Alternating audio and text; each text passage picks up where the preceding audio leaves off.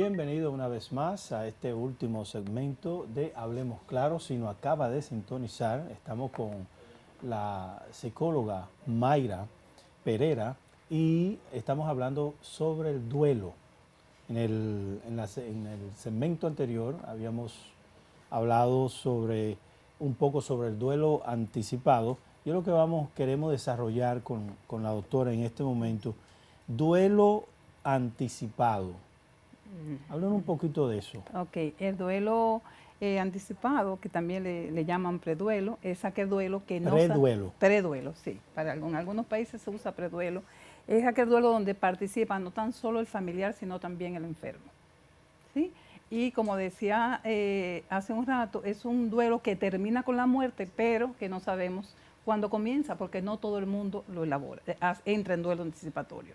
Entonces, tampoco en este duelo, todo ese dolor que yo tengo durante ese proceso de morir no anula el dolor después de la muerte, simplemente facilita el proceso del duelo. Imagínense, una familia de 5, muere el papá, queda la esposa y 3 hijos, de 18, 15 y 9. Ahí fluctúa lo que es el proceso de duelo.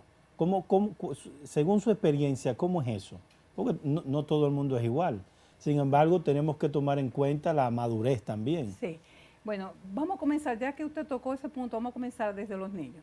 El niño de 3 a 5 años, cuando le dicen, yo quiero que papá venga, yo quiero que papá regrese, papá no llega, puede ser una señal de alarma si permanece en el tiempo, pero es que los niños de 3 a 5 años ven la muerte como algo reversible, como que la persona está durmiendo. Si es de 5 a 10 años, pues ya el niño comienza a ver la muerte como un abandono de papá, mamá o hermano. Y comienza y cree que pasó o que yo me puedo morir porque me porto mal. Ya entre 9, 12 años o 10 años, ya yo acepto que la muerte existe, pero comienzo a tenerle miedo. Y en la adolescencia, pues ya hay un conocimiento general de que la pérdida es irreversible. Ahora bien, entre los adolescentes, el duelo es muchísimo más difícil, porque la adolescencia como tal es una etapa un poco difícil. Imagínese usted con el ingrediente. ¿Por qué Dios me lo llevó? Porque Dios me lo llevó. Madres, y adultos también. Y adultos también. Los padres le dicen a la hija más grande, tú eres la mujer de esta casa. No, ella no es la mujer de esta casa, ella es la hija. O las madres que quieren coger a los hijos y dicen, ahora usted es el hombre y quieren descargar una responsabilidad emocional en ese hijo. Tampoco eso es recomendable, como tampoco es recomendable que nos llevemos los niños a la cama a sustituir a papá o a mamá. Sí, muy Entonces, peligroso. ahí, cuando usted tiene una familia con adolescentes, busque ayuda. No importa, no espere síntomas, busque ayuda, busque ver quién lo va a dirigir. Y qué mejor que esta fundación para ir y buscar ayuda. Y eso es lo rico de nuestra Santa Madre Iglesia, la oportunidad que nos está dando Televida para poder llevar este mensaje, esta fundación. No estamos solos, debemos buscar. Doctora, el duelo de mascota, que a veces parecería pero sí he visto personas muy afectadas por una mascota que muere. Se vive igual. Igual. Los afectos, los significados, son lo que hace más difícil la elaboración del duelo. ¿Qué significaba eso para mí? Hay mascotas que significan para una persona un hijo. Más que todo, hay personas que le hacen más caso a su mascota que a su pareja, y hasta que los mismos hijos, y están más pendientes. O sea, el dolor de una mascota, y cuando es con un niño, lo que nosotros recomendamos es que no sustituyan la mascota. Si a un niño se le muere un perrito, dejen que el niño elabore su duelo y ya luego ustedes le pueden regalar otra mascota, pero no le traigan una mascota inmediatamente por otra, porque en la vida no vamos a poder traerle un papá por otro, ni una mamá por otra. No es sustituible, entonces él tiene que elaborar y darle la bienvenida a una nueva mascota. Mayra, para pasar al tema de vivir el dolor ya en sus diferentes manifestaciones y duelos, para todos los televidentes, cuando tenemos un familiar o un amigo que sabemos que está en un duelo, ¿qué debemos hacer y qué no debemos hacer? ¿Cuál sería el cuadro? ¿Qué debemos hacer, qué no debemos hacer? Lo primero es no juzgar. No juzgar. Cuando dice no juzgar, ¿a qué te refieres? No juzgar. Por ejemplo, se dan unas dinámicas alrededor de una persona que muere. Hay un hijo que le dicen, papá está malo, bueno, yo te mando el dinero, yo te doy todo, pero ese hijo es incapaz de venir. Entonces, pudiera haber una hija que permanece siempre al lado del padre o de la madre o del familiar que está falleciendo, que soltó en banda al esposo, que soltó en banda a la familia, que no deja que nadie se le acerque. Y pudiera haber otro miembro de la familia que está en ese duelo anticipatorio, que es un síndrome también, que sea el que está centrado, el que sabe que la mamá se va a morir, el que se ocupa de todo, y el que va a la funeraria, el que va allí, el que va allá. Ok. Socialmente, el que está mal es el malagradecido que no vino. Pero él está presente de alguna manera. Lo que pasa es que no tiene recursos para llegar y ver a su madre o a su padre o a su familiar así. Y cuando llega, lo primero que dice, ¿qué es lo que pasó aquí? Si yo mandé muchísimo dinero, aquí hubo mala práctica médica, y comienza y se va en contra de todo el que está ahí. Señores, es una persona que no sabe enfrentar su dolor y tiene un síndrome que se llama síndrome del hijo de Bilbao. Aquella persona que permanece al lado del enfermo constantemente y que entiende que ella es la única que sabe y que nadie más puede atender a ese paciente como ella o a su familiar como ella, es la persona que está mal. Sin embargo, socialmente es la buena hija, pero esa es la que necesita ayuda. Todos necesitan ayuda, pero esa es la que está peor. Y es la que a través del tiempo dice, a mí me lo dejaron todo, yo tuve que hacerlo todo, pero verdaderamente no fue así, fue que nos soltó. Entonces, ¿qué podemos hacer? Muchas veces solo estar ahí, otras veces conciliar, otras veces decir, oye, no nos podemos quedar todos juntos, vamos a armonizar esto, porque estar con un enfermo no es necesariamente cuidar a un enfermo, todos se cansan y llega un momento en que nadie sirve para nada. Entonces nosotros a veces queremos llegar y decir algo, no diga nada, Mayra, simplemente esté y de la mano. ¿Sabe que me viene al corazón algo que podríamos hacer, me incluyo, sí, de por lo menos un folleto con estos consejos pequeños pero que son prácticos y repartirlos en los hospitales donde hay personas que en las mismas iglesias, porque creo que es muy importante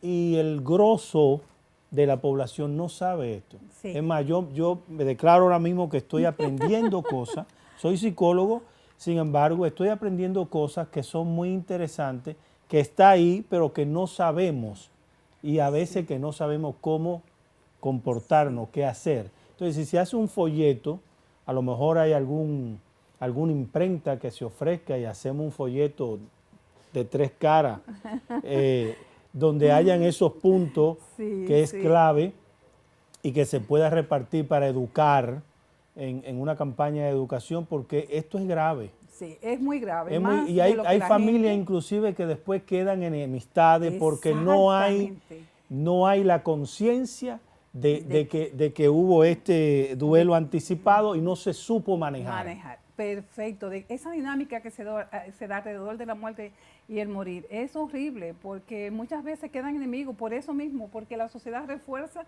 al que está mal, al que está haciendo un duelo y está tomando la rienda, le dice, lo único que le interesa es el dinero, y al que no vino, pero que de una manera indirecta estuvo pendiente porque daba recursos y llamaba constantemente, es el que le dicen el hijo malagradecido, tal y cual. Si conseguimos la imprenta, ¿tú haces el folleto? Sí, claro que lo hago, pero también déjeme decirle que nosotros tenemos un proyecto, eso, y puede ir paralelo, y qué bueno que esto está sucediendo, porque esto no es una coincidencia, sino una diosidencia de que dentro de un mes y medio vamos a comenzar a dar charlas pequeñas y grupos de duelo para personas totalmente gratis. No, y por aquí mismo por el canal dar algún tipo de hint, como se dice, ¿no? Perfecto. Yo tengo una gráfica, vamos ya a ir aterrizando sobre el dolor, el valor redentor del dolor. Amén. Y nos dice en esta encíclica el Papa: a través de los siglos y generaciones se ha constatado que el sufrimiento se esconde en una particular fuerza que acerca interiormente el hombre a Cristo. una gracia especial. A ella deben su profunda conversión muchos santos, como por ejemplo San Francisco de Asís, San Ignacio de Loyola, etc. En esa realidad, Mayra, a veces Dios permite que toquemos fondo para poder regresar inclusive a Él. Y como yo le digo a mis pacientes, de toda crisis se saca algo bueno. Es decir, de un dolor, de una pérdida, se puede sacar algo bueno. No hemos entrado en detalle, por ejemplo, de que a veces cuando un familiar llora al que se fue, llora no tanto el familiar, sino lo que perdió egoístamente la persona. Es decir, y por eso no lo deja ir. Y por eso es que hay que vivirlo cristianamente. Y ese dolor, desde el enfermo, por ejemplo, si yo tengo una enfermedad terminal, ese dolor que me provoca el cáncer, si yo lo puedo ofrecerlo al Señor, tiene un valor redentor. Nos lo está diciendo la enseñanza de la Santa Madre Iglesia en esta encíclica tan hermosa. ¿Cuántas personas podemos ayudar con nuestro dolor? Sí, pero ese es un dolor a nivel espiritual. Correcto, sí. Que debemos diferenciar del dolor físico, porque nadie se merece morir con un dolor físico y pudiera un poco mal interpretarse, ¿no? Claro. Entonces, sí, y por eso es tan importante. Mire, yo les voy a decir algo. Desde mi experiencia con personas en el proceso del morir, no he visto a nadie morir que en último momento no acepte a Cristo. A nadie, absolutamente a nadie. Nadie se me ha muerto al lado, y mire que son muchos, aún diciendo que no creo, que no soy creyente, que no voy a la iglesia, que no acepte a Cristo. Es bueno aclarar que la iglesia lo que nos propone es que los sufrimientos siempre van a estar. Inclusive Cristo dio un dictamen tan serio como pobres siempre habrán. ¡Wow! Pobres siempre, lo dijo Cristo. A mí me tienen aquí, pero pobres siempre habrán. Dolor siempre habrá. No estamos hablando de que la persona merezca o no dolor. Claro que no merece dolor. Estamos hablando que por circunstancia, por el pecado, por la concupiscencia, por la libertad del otro, una persona que hace un disparo al aire, le toca a una niña que no tenía nada que ver, fue la libertad de quien hizo el disparo, ¿no? Entonces el dolor siempre está ahí. La idea es vivirlo cristianamente y convertir ese dolor en algo redentor. Es decir, vivirlo mirando a Cristo en la cruz, como nos dice el Papa. Y no tan solo eso, también personas que dicen, oye, ¿dónde está tu Dios? ¿Dónde está tu Dios que tú estás sufriendo, que te trajo esto? Sí, esos son personas que nos llegan a tentarnos nosotros, pero es muy claro. Primera de Corintios 10:13, que dice que no nos vendrá ninguna tentación que no sea humana, porque fiel es Dios que junto no nos va a permitir que nos pase nada que no podamos soportar y que nos dará la salida a nosotros. Entonces, así mismo como tenemos un dolor, así mismo el Señor tiene el bálsamo para nosotros. Sí, por eso la insistencia en buscar siempre la vida sacramental de la iglesia, acercarnos a Dios. Tenemos un dolor, ir al Santísimo Sacramento, ponérselo a Cristo. Ese duelo que no podemos salir, ir allí y llevárselo. Hacer un proceso de sanación con personas como Mayra, con un director espiritual, porque también está la parte emotiva, la parte psicológica, pero también la parte espiritual, que hay que sanarla también con la vida sacramental de la iglesia. Lo dice en una encíclica hermosa que hizo San Juan Pablo II.